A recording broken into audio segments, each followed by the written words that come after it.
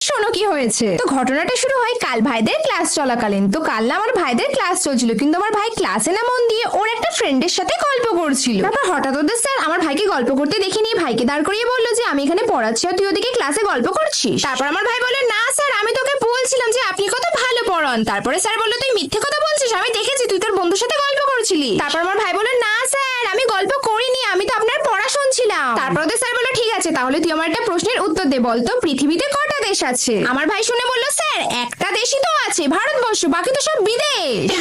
এটা শোনার পর ভাইয়ের স্যার ভাইকে বললো তুই নিজেকে ভীষণ ওভার স্মার্ট মনে করিস না, ঠিক আছে তাহলে তুই আমার আরেকটা প্রশ্নের উত্তর দে, বলতো ভারতের সবচেয়ে বেশি বৃষ্টি কোথায় পড়ে। তারপর আমার ভাইকে উত্তর দিল জানো। তারপর আমার ভাইকে উত্তর দিল সেটা জানার আগে তোমাদের মধ্যে যারা যারা নিজেকে অনেক বেশি বুদ্ধিমান মনে করো তারা কমেন্টে একটা চশমা পরে ইমোজি দিয়ে যাও, আর যারা নিজেকে অনেক বেশি বোকা মনে করো তারা একটা কান্নার ইমোজি দিয়ে যাও। তো তারপর আমার ভাই বললো স্যার ভারতে তো সব থেকে বেশি বৃষ্টি মাটিতে পড়ে।